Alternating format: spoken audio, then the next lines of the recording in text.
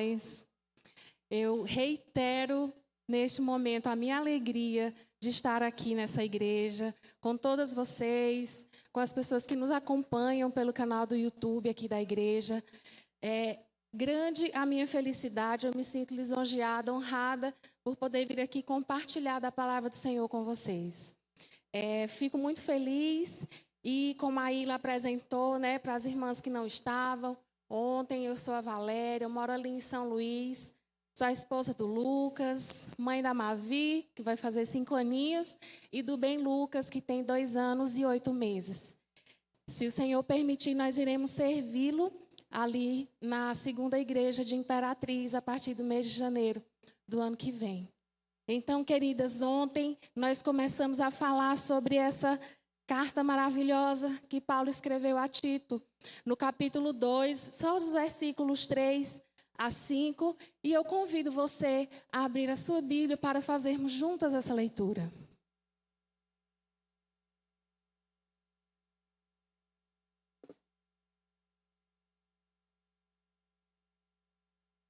Diz assim a palavra do Senhor: quanto às mulheres idosas, semelhantemente que sejam sérias em seu proceder, não caluniadoras, não escravizadas a muito vinho, sejam mestras do bem, a fim de instruírem as jovens recém-casadas a amarem ao marido e a seus filhos, a serem sensatas, honestas, boas donas de casa, bondosas, sujeitas ao marido, para que a palavra de Deus não seja difamada.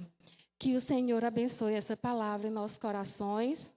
Ontem nós nos detivemos ao estudo dessa palavra no verso 3, falando sobre como a mestra do bem como age essa mulher mais velha, que abençoa as mais novas com a sua experiência e o seu testemunho. Elas são sérias, não caluniadoras, nós vimos não escravizadas a muito vinho e nem a qualquer outra coisa que não seja o Senhor. E hoje nós iremos nos deter aqui ao finalzinho do versículo 3 e versículo 4. Sejam mestras do bem. Minhas irmãs, nós temos feito isso sempre buscando o termo original que está lá na palavra, e nós vimos que mestras do bem é uma combinação de 2 palavras gregas numa só. Didaska significa instrutor, e a segunda palavra, que é kalos, quer dizer bom, louvável, excelente, digno de honra. No livro em que nós fizemos referência ontem, o livro da Marta Pisse, chamado Sábia e Conselheira, ela coloca aqui que ela lutava numa área em particular, e essa área é a da submissão ao seu marido. Minhas irmãs, essa é uma área com a qual eu me identifico, essa dificuldade também, porque sofri com isso quando era recém-casada, e eu acredito que não seja só eu e ela, Muitas de nós também sofremos com essa questão da submissão. Eu casei e seguramente eu posso dizer a vocês que eu errava porque eu me achava muito boa para o meu marido. Eu achava, nossa, eu era demais. E eu achava isso certamente por conta daquilo que a sociedade dizia que eu era. Uma boa excelente, uma boa profissional. Eu era excelente naquilo que eu fazia, eu recebia um feedback muito bom disso. E eu achava que eu era muito boa. Mal sabia eu quanto eu pecava. Eu olhei para o meu marido uma vez e disse: meu filho, tu é um santo. Porque eu era muito, muito arrogante. Eu não olhava para ele com os olhos de amor que eu deveria olhar em algumas situações, porque eu achava que eu era melhor do que ele. E a autora relata, Marta Pisse, ela diz que ela foi acolhida em amor por uma irmã mais velha, que fez que ali um auxílio, é como se tivesse pegado ela no colo para dizer: vem cá, que eu quero te falar um pouco sobre como você vai glorificar a Deus sendo submissa ao seu marido. Não é como você está fazendo. E ela diz que essa era uma verdadeira mestra do bem, porque de modo direto e pautado nas Escrituras, essa mulher a acolheu e por meio de uma vida correta, ela fez uma instrução na vida dela.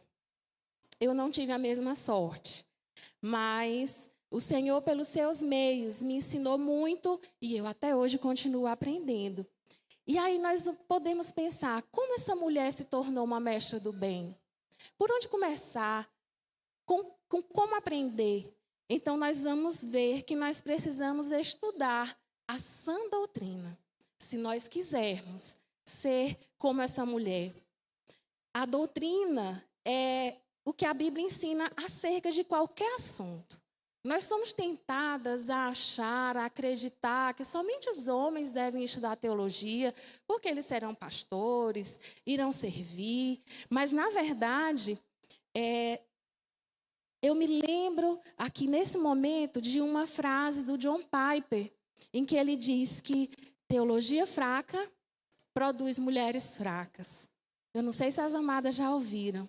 Mas ele falava isso e, de maneira muito graciosa, ele nos diz que uma teologia fraca não dá a uma mulher um Deus grande o suficiente, um Deus forte o suficiente, sábio o suficiente e bom o suficiente para lidar com a vida dela de maneira a capacitá-la a magnificar a Cristo por quem Ele é. Então, se nós não estudamos, e aí ela diz, olha, é importante que as mulheres estudem, a fim de que elas não se envergonhem e não sejam levadas por qualquer vento de doutrina. Como nós somos facilmente conduzidas por doutrinas vãs. Inclusive, pessoas que já têm muito tempo na fé. As mulheres devem estudar sobre o caráter de Deus. Como eu vou amar alguém que eu não conheço? Estudar, saber quem Deus é e amá-lo por quem Ele é. Porque Ele nos ensina a amar porque Ele é o amor. Então, estudando os atributos de Deus, a doutrina da salvação, a doutrina do pecado, aprender e praticar a palavra de Deus é o que nos torna sábias. A palavra diz isso, está cheia de textos que nos mostram, como, por exemplo, o Salmo 119, 98, que diz: o teu mandamento me torna mais sábio do que os meus inimigos, porque eu tenho sempre comigo. Então, nós precisamos estudar a Bíblia e aprender a usá-la no contexto correto, no momento, na oportunidade que o Senhor nos der, para que nós sejamos verdadeiras mestras do bem. Eu me lembro agora da irmã Márcia. Nós estávamos almoçando e ela contou uma situação em que ela teve a oportunidade que o Senhor deu ali no momento certo para ela admoestar uma pessoa acerca de conhecer a palavra de Deus antes de qualquer outra coisa. Essa palavra que é a nossa regra de fé e prática. Então, além de ser mestra do bem, a mulher de Tito 2, ela deve viver as doutrinas, respeitar as autoridades, respeitar a liderança da igreja e respeitar o seu marido. Ela sempre deve estar a favor do seu marido e não contra ele. Ela admite que ela está errada e sempre que isso acontece, ela é humilde e lhe pede perdão. Eu sei que isso não é fácil. Muitas vezes, quando nós pensamos em algo, que às vezes as irmãs irão de concordar comigo, parece que quando nós olhamos um assunto, o nosso marido vem compartilhar, a gente vê lá na frente. E aí, eles não. Mas depois do que acontece, se alguma coisa não deu tão certo, vem aquela vontade de dizer assim: eu te disse. Né? Eu te disse, eu te falei, mas nós devemos resistir e não fazer isso, né, minhas irmãs? Porque é como se dissesse: olha, eu falei para você, eu sou bem mais sábia do que você. Então, essa mulher, mestra do bem, ela não reage com irritação diante dos outros, se os outros pensam que ela não é perfeita. Queridas, lembremos-nos de que nós somos pecadoras. Às vezes nós esquecemos que nós erramos e que nós carecemos da graça do Senhor. Então não fique ofendida, como nós falamos ontem, quando alguém chegar para nos admoestar, para nos dizer, nos fazer refletir à luz da palavra, que nós podemos melhorar nas nossas ações. Preocupe-se mais em glorificar a Deus do que em parecer boa e em parecer correta ou aprovada. A mulher aqui descrita em Tito 2, ela usa os seus dons espirituais, como nós dizemos ontem. Não porque ela tem vários cursos ou porque a teoria ensinou isso a ela, mas nós precisamos de vivência. Essa mulher de Tito 2, ela demonstra a sua fé através do seu viver. E ela fala dessa fé com muito amor. E aí eu me lembro aqui do hino que as irmãs da terceira igreja cantaram, falando sobre brilhar no meio pelo teu viver. Que assim você pode alcançar alguém que está sofrendo, assim você pode alcançar um perdido, e sempre usando palavras doces de amor, como nós falamos ontem à noite aqui, que o nosso falar ele é muito importante para alcançar as pessoas também. E a mulher mais velha, ela deve incentivar as mais jovens a tomar sempre uma decisão sensata, a fazer aquilo que é certo de acordo não com a sua própria opinião, mas de acordo com a palavra de Deus. É difícil ser repreendido. Eu entendo que é algo constrangedor para qualquer um. Mas a repreensão bíblica, ela deve ser feita de maneira gentil e amorosa. Nós devemos falar num tom de voz agradável, porque o nosso falar com esse objetivo deve ser restaurar o relacionamento dessa mulher com Deus e também com os outros. Aqui, a mecha do bem, ela não vai alfinetar a mulher com quem ela está conversando, com quem ela tem um relacionamento e está no aconselhamento. Ela vai amar essa mulher. Nós não estamos aqui para alfinetar umas às outras. Eu me sinto extremamente lisonjeada, minhas irmãs, quando chega alguém e diz: Valéria, você pode me aconselhar? Eu me sinto amada e é como se Deus estivesse me dando uma oportunidade de amar mais ainda aquela pessoa que me procura. Porque, poxa, ela confiou a mim, ela vai confiar a mim os seus segredos, ela vai confiar, ela vai dar ali do tempo dela para mim. Eu considero isso algo muito valioso, porque é sobre a vida dela, é sobre as aflições dela, sobre as intimidades dela. Eu falei isso para uma moça que eu aconselho. Ela não mora lá em São Luís, então o aconselhamento é online. E eu falei, olha, para mim é motivo de honra você me procurar para eu te aconselhar. Não é pesado. Eu vou encontrar um tempo, porque o Senhor é que é o Senhor do tempo. Se Ele me deu a oportunidade de estar aqui com você, eu vou separar um tempo para nós estarmos aqui juntas refletindo sobre quem Ele é, para que nós juntas possamos encontrar ali uma maneira mais correta de te adorar, de adorar a Deus, e encontrar ali a direção correta. Então, sempre que alguém chegar para você, receba com esse afeto, com o mesmo afeto com o qual Deus nos recebe, sempre que nós precisamos. E com um carinho muito especial, se é alguém que é nova convertida. Nós sabemos que o padrão de Deus é o mesmo para todos os crentes. Mas quando nós estamos juntos com uma pessoa que ainda é um neófito, que ainda está se alimentando do leite espiritual, nós precisamos saber escolher as nossas batalhas, pedir ao Senhor sabedoria e muita paciência.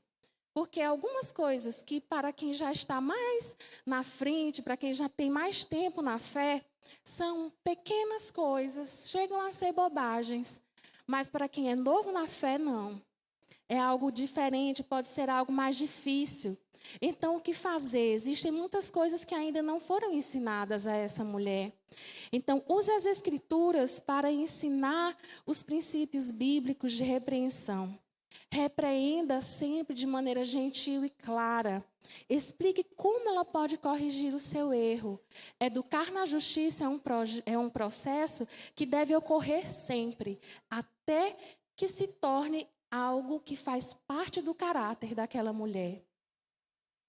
Eu confesso às irmãs que repreender de modo amoroso e bíblico nem sempre é divertido, nem sempre é agradável. Porque vão existir momentos em que a pessoa pode odiar você pelo que você está falando, pela orientação que você dá. E quando nós falamos, se nós estivermos preocupadas com o que vão pensar sobre nós, pelo que nós estamos dizendo, nós podemos ser tentadas a não fazer aquilo que é o certo. Mas Paulo, ele aqui nesse texto, ele nos dá 7 instruções bem específicas sobre o que as mulheres idosas, as mulheres mais velhas devem ensinar. E aí, a partir do versículo 4 do nosso texto, ele ensina que essas mulheres devem instruir as mais jovens a amarem o seu marido, a amar os seus filhos, a serem sensatas, honestas, boas donas de casa, bondosas e sujeitas ao seu marido. Ontem nós vimos aqui um pouquinho de como essa mulher é. E hoje nós vamos nos deter aos ensinamentos de como amar o marido e os filhos e a ser sensata e honesta.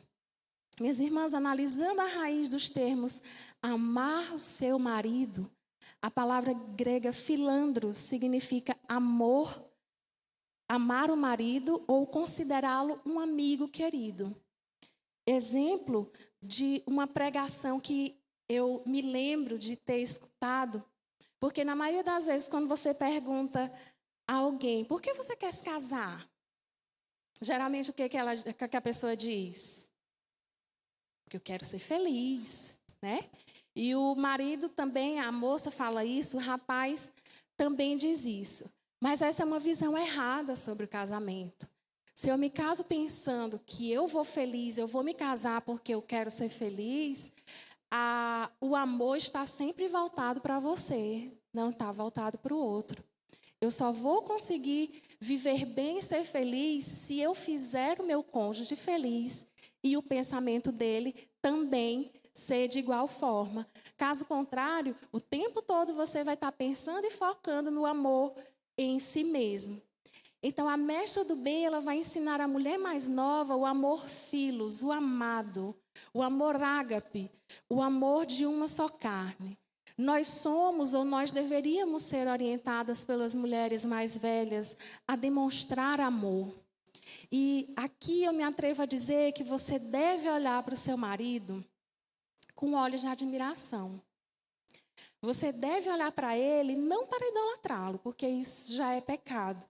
Mas você deve olhar para ele e pensar assim. Agora as irmãs vão pensar no marido e dizer assim, para si mesmas: o melhor de todos. A melhor escolha da minha vida. A escolha que o Senhor ajudou a fazer para mim. Esse deve ser o nosso pensamento. Principalmente quando eles não estiverem tão certos. Principalmente quando nós tivermos motivo para não amá-lo tanto assim. Esse deve ser o nosso pensamento desse amor ágape, porque ele é um amor sacrificial. E o Senhor nos ensina que nós devemos amar os outros sacrificialmente. Quando nós negamos a nós mesmas aquilo que nós gostaríamos, aquilo que nós desejamos, nós demonstramos amor ao outro. Nós estamos vivendo como um sacrifício vivo, como a palavra diz. Nós literalmente nos sacrificamos pelo que Deus deseja. Lembre-se de quando você fez algo que exige uma renúncia ao seu eu, em prol do seu casamento, você o glorifica. O Senhor é glorificado ali naquela hora. Eu entendi a duras penas, como eu falei aqui para as irmãs ontem, as que não estavam, o quanto para mim é difícil estar na cozinha. Eu não sou uma pessoa muito criativa, que cozinha muito bem, eu não tenho essa habilidade. A irmã Dalva sabe. Foi minha vizinha ali, e o Lucas cozinha muito melhor que eu. Ele é extremamente, assim, inspirado numa cozinha. Ele pega pouca coisa aqui, ele monta uma mesa. Oh, minhas irmãs, eu ainda não sou assim. Eu espero um dia ser.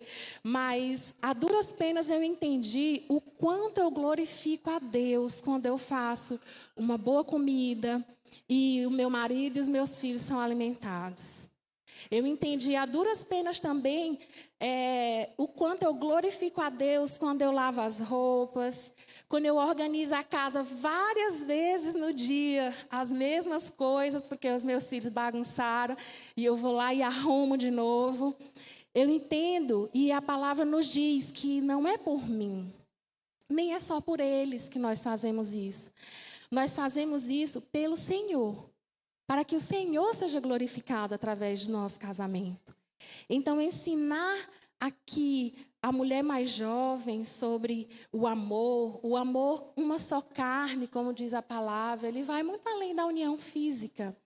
Ele é um laço emocional que cresce à medida em que nós conhecemos mais o nosso marido. Eu vejo que é uma cultura aqui dessa igreja, das igrejas da região, os encontros de casais, as viagens. Gente, isso é algo muito bom, porque o amor cresce e ele amadurece à medida que você conhece, que você compartilha mais um com o outro. É necessário dizer aquilo que nós pensamos, aquilo que nós estamos sentindo, porque é meio que uma mania nossa achar que o nosso marido tem que saber o que a gente está pensando acerca de qualquer assunto. É uma mania nossa achar que ele sabe alguma coisa que ele fez que a gente não gostou, e mesmo sem nós falarmos nada, nós queremos que ele venha e peça desculpa para a gente, sem nós termos dito absolutamente nada. Então, muitas vezes é a nossa comunicação que precisa melhorar para que o nosso relacionamento seja abençoado. As dificuldades, os nossos pensamentos, as nossas tristezas, elas precisam ser compartilhadas, porque nosso marido não sabe adivinhar, né? Os adivinhadores não herdarão o reino dos céus, então é bom mesmo que ele não adivinhe. Então, ensinar sobre isso pode parecer simples, uma bobagem, mas pode evitar muitos problemas para alguém que começou agora um relacionamento de casada. Aqui ela fala sobre ensinar, a palavra de Deus nos diz sobre ensinar a amar os filhos. É curioso Paulo dizer isso a Tito, para que Tito ensine as mulheres a amarem os seus filhos.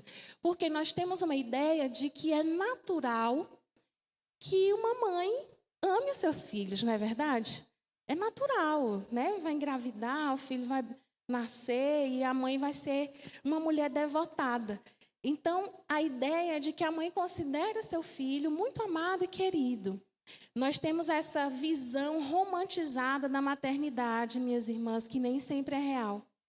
Infelizmente, de que temos mães que lutam com a impaciência, algumas mães exageram. Infelizmente, os documentários estão cheios de notícias assim, de mães cruéis, de mães egoístas, de mães perversas. E todas as mães podem se beneficiar de instrução para terem pensamentos amáveis acerca dos seus filhos. Eu acredito que do que mais as mães precisam aprender é sobre o que diz sobre o amor lá em 1 Coríntios 13, dos versos 4 a 7. Principalmente a parte do amor é paciente, a paciência. Quando você passa a noite em claro, quando você se abstém de fazer coisas para si, para fazer em prol do filho. Muitas vezes no cansaço ou na fase do crescimento em que é uma demora para calçar um sapato, é um erro doido para botar uma colher na boca, e aí pode faltar a paciência e vir né, uns tapas, uns gritos, e nós facilmente somos tentadas a explodir em ira no relacionamento com os nossos filhos. Quando nós agimos dessa maneira com os nossos filhos, esse comportamento fala mais acerca de nós do que acerca deles. Quando nós estamos iradas, quando por qualquer coisa nós nos deixamos levar e nós pecamos com os nossos filhos, esse nosso comportamento fala mais sobre nós do que eles. Então, pela graça de Deus, nós podemos fazer aquilo que é certo, demonstrar amor aos nossos filhos, pois o amor não se exaspera, o amor tudo suporta, como diz a palavra. Eu olho hoje com olhos de amor para mães que vêm para a igreja. Todos nós conhecemos alguém, de repente nós somos essa mãe, que vem para a igreja e o seu filho é dito especial, porque ele tem alguma deficiência, porque ele tem alguma dificuldade na socialização.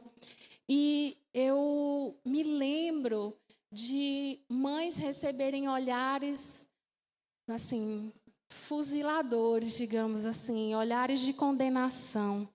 Porque o filho está bagunçando, porque o filho está correndo, e você não consegue olhar para o seu filho, você não consegue segurar o seu filho para que ele seja educado na igreja. E a mestra de amor, ela não deve olhar para essa mãe com um olhar de condenação. Pelo contrário, ela deve olhar para ela com amor, revestida de amor, para que você possa passar a ela a bondade e a compaixão. Olhar para ela mostrando compaixão, não com malícia, né? Então, sempre que nós agimos assim, dessa maneira, nós devemos nos despojar dessa malícia e colocar no lugar pensamentos e atitudes bondosas e misericordiosas. A atitude das mães cristãs deve ser como a atitude do Senhor, mostrando afeição e alegria pelos filhos. Eu me lembro de uma amiga psicóloga que ela estava estudando para concurso público quando ela engravidou. E ela chorou muito, porque ela dizia, não é a hora certa, eu não quero esse filho, vai me atrapalhar muito, não vai dar certo, é como se o filho fosse ali um empecilho para a vida dela. Naquele momento, eu me senti realmente na obrigação, e não é glória nenhuma minha, é algo que é o Senhor que faz, de mostrar para ela que aquela gravidez era uma bênção, que aquele filho era uma bênção para ela na vida dela, que aquele tempo não era errado, pelo contrário, era o tempo oportuno, era o tempo perfeito, porque era o tempo que o Senhor escolheu. E ela hoje tem um excelente relacionamento com a filha, ama demais. E eu, uma certa oportunidade, virei para ela e disse, e aí, como é que está sendo a maternidade? Ela disse, a melhor coisa da minha vida. A melhor coisa que Deus poderia ter feito por mim é a maternidade. Então, ela nem se lembra daquelas palavras que ela disse, do quanto aquele filho poderia atrapalhar a vida dela. E a nossa atitude é sempre de olhar para os nossos filhos como um presente que o Senhor nos dá. Nós devemos ter uma atitude positiva, porque, veja bem, não existe na Bíblia nenhuma promessa específica de que o Deus vai fazer de você mãe. Pode procurar, não tem na palavra. Eu vou fazer de toda mulher mãe. E eu me lembro de ter escutado uma preletora lá em Fortaleza, Larissa Ferraro. Ela não tem filhos, tem um bom tempo de casada e nunca engravidou. E ela olha e ela diz, olha, eu devo ser alegre, mesmo não tendo filhos, porque o Senhor nunca me prometeu. Então, nós devemos olhar para os nossos filhos como realmente algo muito precioso. Existem muitas pessoas que gostariam de tê-los e não conseguem. Então, eu me lembro da nossa postura em relação aos nossos filhos. Eu me lembro de um amigo que eu tinha, muito beijoqueiro. Eu olhava e dizia, mas esse rapaz é muito atirado. Ele chegava na sala de aula, ele abraçava as colegas e beijava as mais velhas, assim, de uma maneira muito respeitosa. E um belo dia ele nos convidou para ir até a casa dele, e eu entendi por que ele era assim. Ele era desse jeito porque os pais dele eram assim com ele. No ambiente da casa dele era de muita demonstração de afeto, de carinho, de amor. E ele reproduzia isso em sala de aula. E era agradável estar perto dele, porque realmente ele mostrava o quanto era prazeroso ele estar ali. E era uma pessoa não cristã. Mas ele demonstrava isso, que nós devemos demonstrar com os nossos filhos. E nós devemos observar situações bem específicas que hoje acometem muitas mulheres, como, por exemplo, mulheres que lutam contra a depressão, mulheres que são extremamente ansiosas, mulheres que têm ressentimento contra os filhos, mulheres que têm dificuldade até de demonstrar amor com seus filhos. Isso acontece. A nossa postura deve ser de olhar para ela e ajudá-la, porque o que realmente está no coração dela vai se mostrar na maneira como ela trata os seus filhos. Se ela estiver triste, desesperada pela vida, provavelmente os filhos vão olhar e eles vão entender a vida dessa maneira. Muito difícil, muito conflituosa. Isso é muito sério. Se uma mulher for alegre pelo que o Senhor tem feito, o tempo todo exaltar ao Senhor por quem Ele é, mesmo quando a situação não estiver tão boa, é essa a imagem do Senhor que os filhos terão. No domingo de manhã, quando nós acordamos e nós lembramos ali que nós temos que preparar o café, arrumar os filhos para irem para a EBD, deve começar em nós a alegria de exaltar ao Senhor no dia dele. Deve ser um momento de festa arrumar os filhos para ir para a igreja, para ir para a EBD, que é a escola onde nós vamos aprender mais sobre o Senhor. Mas se isso começa em nós, como uma dificuldade, hoje eu não queria ir para a igreja. Como algo pesaroso, como algo difícil.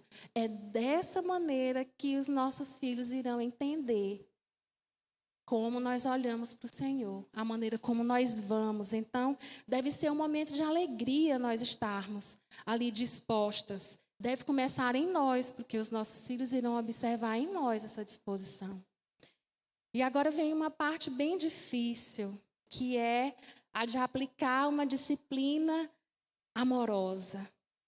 Confesso que eu tenho dificuldade nisso, Lucas é quem me ajuda muito. Porque as crianças, elas nascem pecadoras, mesmo sendo tão lindas e preciosas. Elas nascem pecadoras. E Provérbios 22:15 diz que a estultice está ligada ao coração da criança, mas a vara da disciplina a afastará dela. A afastará da tolice, da estupidez com a qual as crianças tratam as regras e nos tratam. É útil dizer à mãe que ela aplique a disciplina da primeira vez que ela desobedecer. Isso também o Ted Tripp diz no livro dele, Pastoreando o Coração da Criança. O que contraria os ensinos que a gente faz na psicologia, né? Que eu fazia, não faço mais. Que é de que você vai repreender a criança, vai chamar a atenção dela na segunda vez e só na terceira vez é que você vai entrar com a disciplina. Ela diz que não. Deve ser da primeira vez em que você perceber que a criança desrespeitou uma norma que ela sabia que existia. Porque se você percebe a atitude pecaminosa da criança e você conta até 3, você estala o dedo, não sei quantas vezes, a criança já entende que ali você está sendo tolerante com o pecado dela. E quanto mais você espera para repreender, maior é a chance da ira se acender no seu coração. E quando você for disciplinar, talvez você possa passar do limite na hora de efetuar a disciplina. E isso é bem grave, porque aí nós já estaremos iradas. E ao invés de provocar o filho à ira, nós devemos orar ao Senhor para que a gente possa ver o fruto da justiça dele. E não provocar a ira nos nossos filhos. Isso é bem difícil. Eu já tenho conversado com várias mulheres que dizem, olha, eu até entendo sobre a disciplina, mas eu ainda não sei como é que eu vou administrar a disciplina na hora da raiva. É difícil, porque eu posso me exceder. E o mundo, ele não sabe ajudar as recém-casadas, as mulheres mais jovens nesse sentido. Amarem os seus maridos e amarem os seus filhos. Eu me lembro, poderia relatar aqui vários casos de pessoas que eu recebi no consultório, enquanto psicóloga, que por nada, realmente por muito pouco, as mulheres chegavam dizendo que queriam se separar. Simplesmente porque elas não estavam dispostas a ceder para que um conflito fosse resolvido. E isso é cada vez mais grave, porque a orientação humanista ela vai dizer, olha, você é boa o tempo todo, você pode muito, você é 10, você é a melhor pessoa do mundo, você não precisa de correções. Ou então elas dizem assim, eu não sou obrigada a nada. Não sou obrigada. Escutei muito isso. Por muito pouco, facilmente, uma mulher sai de um casamento. Esse foi um dos motivos pelos quais eu deixei a psicologia e deixei o consultório.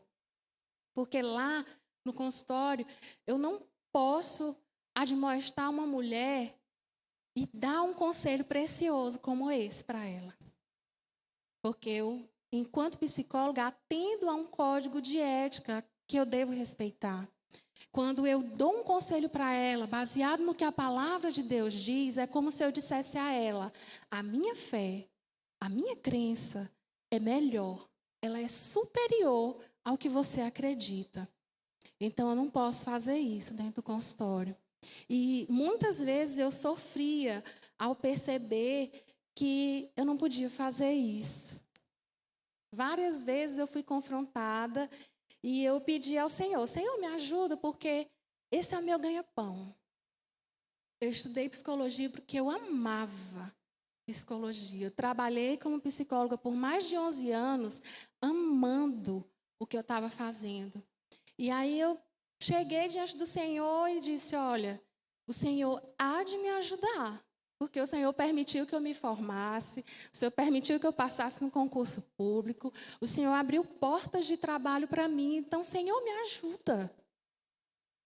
Me ajuda a encontrar uma maneira de orientar as pessoas de forma que elas possam ver qual é a verdade, o que é valioso, o que é frutífero, o que vai trazer salvação, aquilo que é bom para a vida delas. E a resposta que ele me deu é que na psicologia eu não ia poder fazer isso. E ele, de uma maneira muito bondosa, me conduziu para o aconselhamento. Abriu realmente ali oportunidades para a minha vida, para que eu pudesse aprender mais dele, para que eu pudesse ajudar pessoas, não através da visão humanista, mas através da sua doce palavra. Através de uma palavra que traz salvação. E graças a Deus por isso. Hoje, algumas pessoas já chegam, ou estudantes de psicologia, ou pessoas que já são psicólogos, me perguntam como é, e eu não quero dizer que a psicologia de todo é ruim, que você não deve fazer, que é algo diabólico. Eu não digo isso. Eu digo acerca do que o Senhor fez comigo e qual é o entendimento que eu tenho nele através desse assunto. Então, voltando aqui para o nosso texto, a palavra diz que as mais velhas, aí no verso 5, devem orientar as mais jovens a serem sensatas e a serem honestas. A palavra sensata no grego é a palavra sófron. É um termo amplo que significa prudente, controlado. A partir daí, pode-se tirar algumas lições práticas. A mulher mais velha deve ensinar a mais jovem a ter prioridades bíblicas para que assim ela possa fazer escolhas sensatas, permanecer dentro do orçamento, ser uma pessoa controlada e ser realista. É cada vez mais comum para uma jovem esposa e mãe cristã não entender ou se rebelar contra a ideia de que o seu primeiro ministério é cuidar da sua família e do seu lar. É cada vez mais difícil nós entendermos isso. Eu falo nós enquanto mulheres cristãs. Aqui a palavra deixa claro que a mulher cristã ela deve servir ao marido, aos seus filhos e à igreja. Isso não é uma tarefa fácil. Frequentemente as nossas prioridades elas são antibíblicas. Às vezes mulheres cristãs se perdem até dentro do envolvimento da própria igreja. Pode ser ter muitas tarefas na igreja e ainda assim não estar fazendo a vontade de Deus. Por quê? Porque ao estar envolvida com tantas coisas, ela negligencia a sua própria família. Então é muito limítrofe essa linha que separa essa dedicação da verdadeira adoração. O pecado não está, eu estava conversando com a Natiele, uma oportunidade, falando sobre as mulheres que trabalham fora de casa. Sempre que alguém vai estar numa fase da vida cristã em que ela se pergunta, é certo, é errado eu trabalhar fora de casa? O pecado não está em fazer coisas fora de casa, mas na imprudência no uso do tempo, no uso da sua força, na sua dedicação. Eu percebo o quanto eu errei e eu vivi devotada ao meu trabalho enquanto eu deixava o meu marido e a minha filha de poucos meses em casa. Eu tinha uma rotina, eu saía de manhã, trabalhava o primeiro turno ali até meio-dia. Aí de meio-dia eu não ia para casa, eu ia para outro trabalho, eu ia para a clínica, aplicar aqueles testes para candidatos à habilitação, e eu ficava ali mais ou menos até 1h30, perto de 2 horas, e aí eu ia em casa, tomava banho rapidinho, almoçava e ia para outro emprego. E ali eu ficava até 5 horas da tarde. Quando eu saía, eu já tinha paciente agendado no consultório. Eu ia para o consultório, atendia, e ali rapidamente eu chegava em casa, tomava um banho, jantava e ia dar aula na faculdade. Chegava em casa umas 10h30 da noite. Minha filha estava dormindo, meu marido estava cansado também do trabalho dele, das coisas, das obrigações. E o que eu estava fazendo? Eu estava deixando outras pessoas cuidarem da minha vida, porque a minha vida estava lá na minha casa, a minha família. E muitas vezes nós estamos negligenciando a nossa vida dessa maneira, em busca de status, em busca de satisfação naquele salário, em busca de reconhecimento social. Minha mãe falava isso, você tem que ser uma boa profissional, as pessoas aqui vão te reconhecer por quem você é. E até hoje, realmente, meu pai acha uma loucura eu ter deixado a minha vida para trás, ter ido para o seminário, atender ao chamado que nós entendemos que era a vontade do Senhor. Então, eu deixei todas essas coisas, não pela minha força, mas para a glória de Deus, porque nós entendemos que de nada adiantava ter todo aquele reconhecimento, todo aquele status, e não estar fazendo a vontade de Deus. E não está colocando como prioridade aquilo que o Senhor tem para a minha vida. Então, nós devemos olhar, cada um no nosso coração, a respeito de quais prioridades nós temos levantado em nossos corações.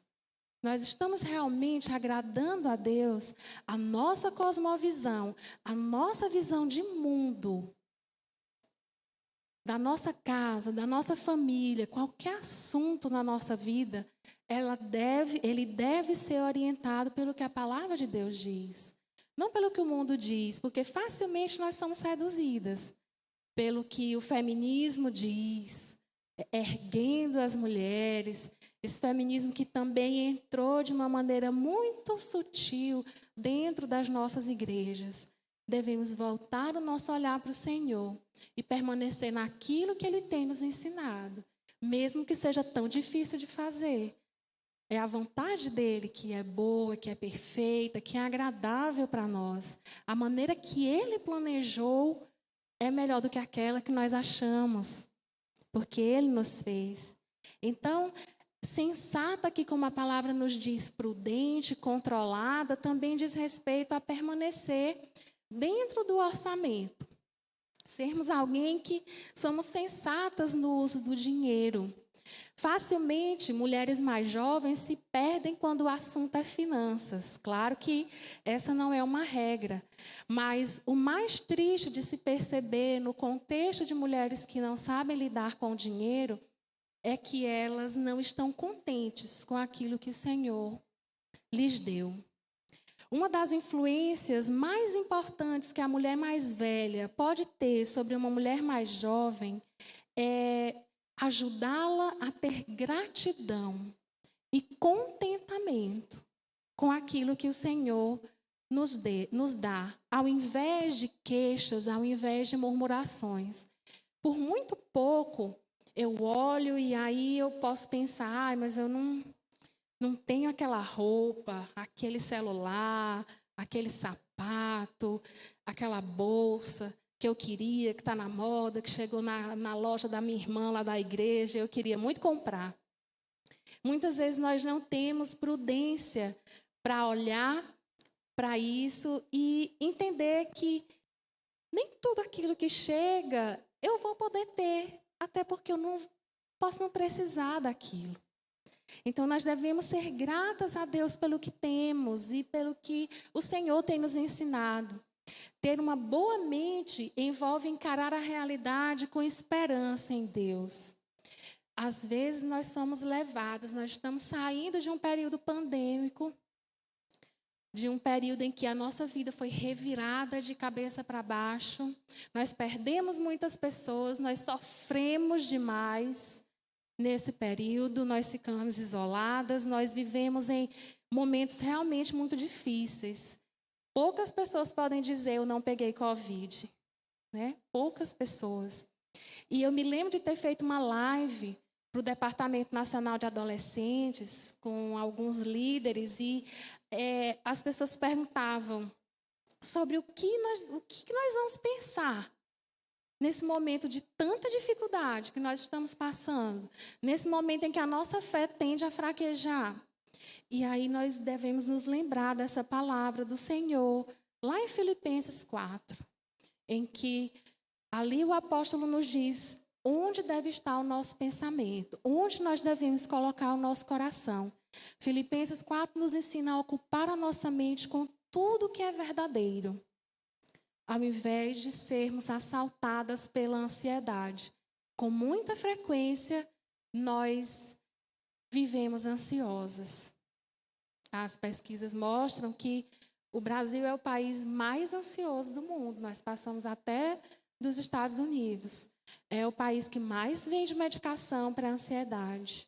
É o país onde, principalmente as mulheres, porque esse número é maior entre as mulheres do que entre os homens, somos aí facilmente levadas pela ansiedade, pelo se isso acontecer, se meu marido perder o emprego, se aquilo acontecer, facilmente. Nós nos esquecemos de lembrar que existe um Senhor que é quem governa toda essa situação. Então, a ansiedade, minhas irmãs, ela é uma afronta ao nosso Deus. E nós devemos nos lembrar disso. Deus é bom e Ele nos dará graça para passar por todas essas situações. Porque se nós não pensarmos em quem Deus é, na soberania dEle, se nós não pensarmos biblicamente sobre a nossa realidade, facilmente nós entraremos em desespero, como geralmente o mundo fica, sem fé e sem esperança. E a mulher mais idosa deve, então, ajudar a mais jovem a desenvolver esse autocontrole, a ter prudência e ter uma mente sã. Deve ensinar também a mulher a ser honesta, livre de contaminação, consagrada, livre do pecado. Muitas vezes nós podemos nos achar assim, o tempo todo. Mas, se conseguimos zelar pela nossa castidade exterior, nós devemos examinar bem os nossos pensamentos, porque eles devem ser puros. E aqui, quando a palavra diz isso, o Senhor ele se preocupa com a pureza do homem. Em Mateus 15, de 18 a 20, diz assim: mas o que sai da boca procede do coração, e isso contamina o homem. Porque do coração procedem os maus pensamentos, as mortes, adultério, fornicação, furtos, falsos testemunhos e blasfêmias. São essas coisas que contaminam o homem. Mas comer sem lavar as mãos, isso não contamina o homem. Nós conhecemos essa passagem. Pode ser um pouco constrangedor falar sobre isso, que eu vou entrar agora, a gente já caminha para o fim. Mas é de suma importância que toda mulher possa se arrepender quando ela tiver sentimentos e desejos como autogratificação sexual, fantasias sexuais. São assuntos, são hábitos pecaminosos que sempre que nós tivermos um pensamento impuro, nós devemos substituir esse pensamento por um que honre ao Senhor. Não alimentar os desejos da carne. Isso Paulo deixa bem claro em Romanos também, no capítulo 13, dos versos 12 a 14, quando ele diz: a noite está quase acabando e o dia logo vem. Portanto, deixemos de lado as obras da carne e revistamo-nos da armadura da luz. Comportemo-nos com decência como quem age à luz do dia, não em orgias e bebedeiras, não em imoralidade sexual e depravação, não em desavença e inveja. Ao contrário, revistam-se do Senhor Jesus Cristo e não fiquem premeditando como satisfazer os desejos da carne.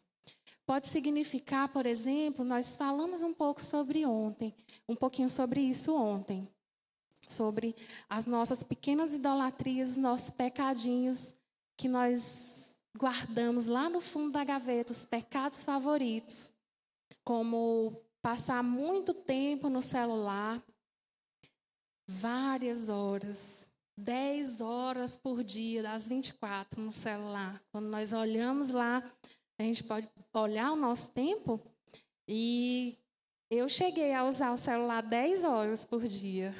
Eu fiquei muito constrangida.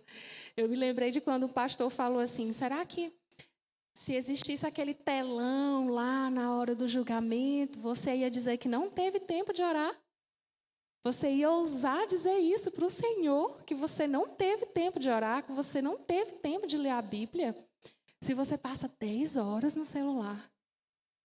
Fazendo sei lá o quê, olhando propaganda de coisas que você nem vai comprar, mas nós passamos muito tempo. Então, nós não podemos dizer que não temos tempo para orar, que nós não temos tempo para nos dedicar ao Senhor, porque nós estaríamos mentindo. Então, não alimentar os desejos da carne, não premeditar essas coisas.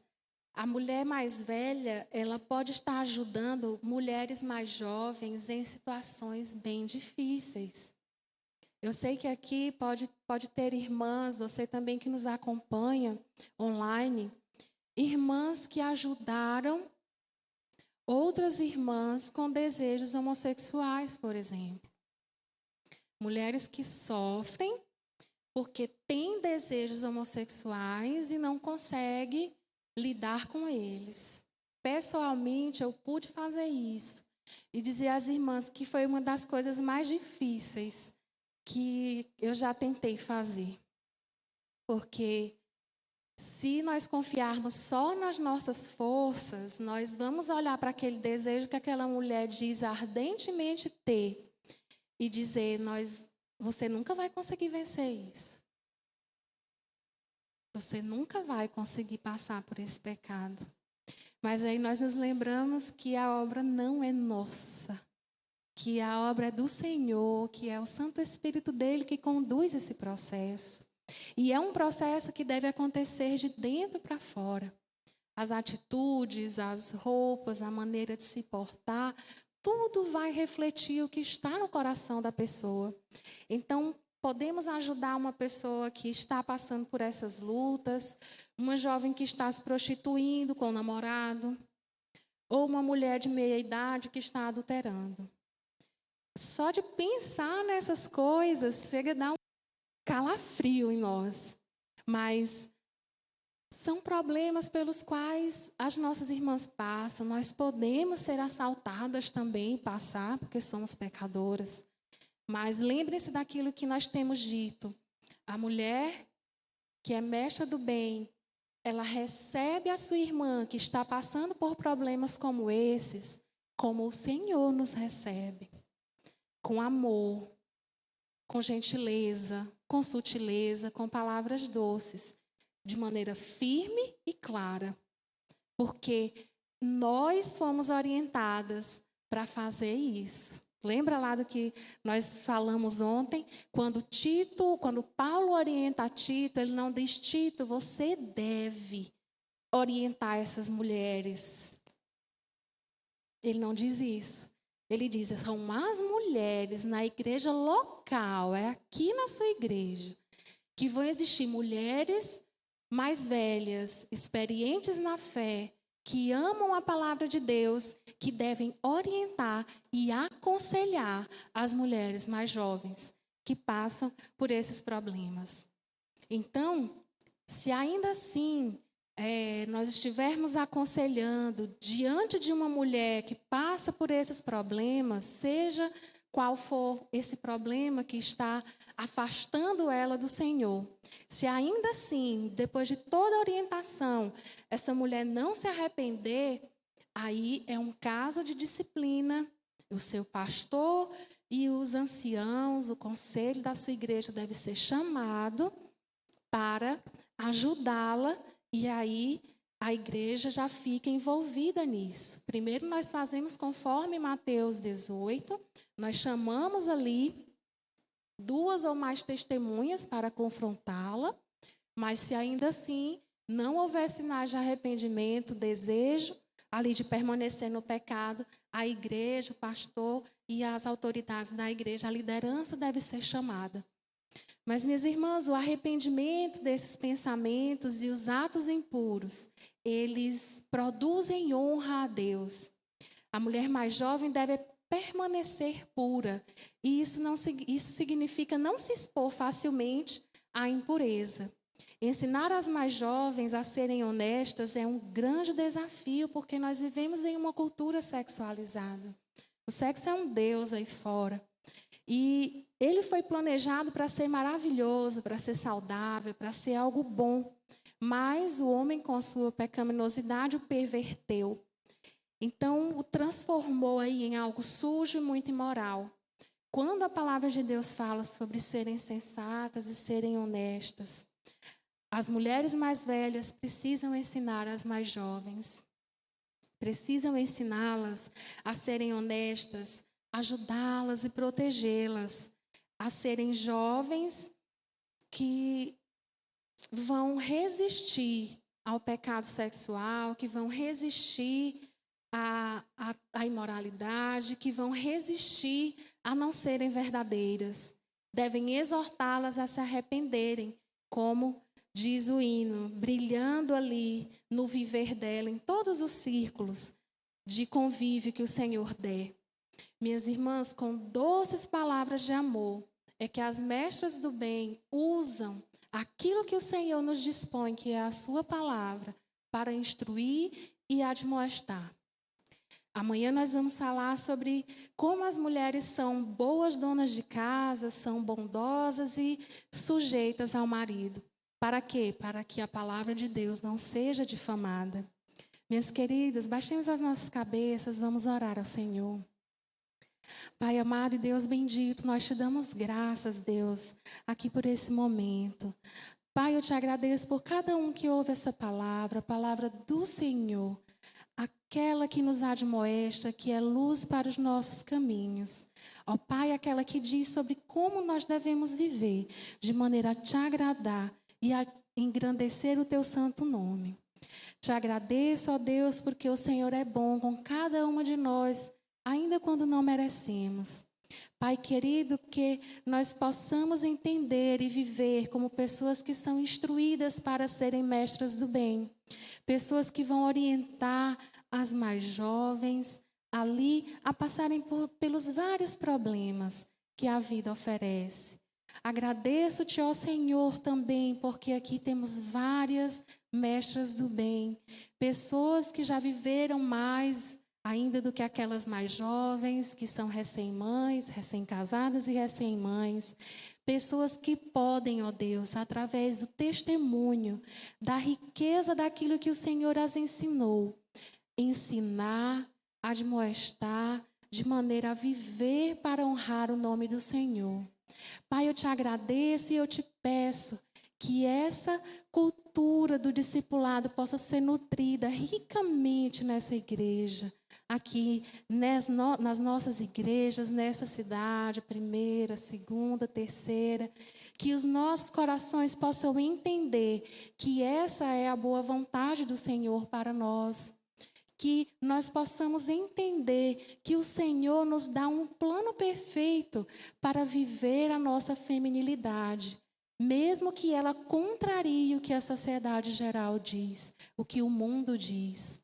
Pai, eu te agradeço porque o Senhor é bom e rico em perdoar. Olha aqui para cada uma de nós, Deus.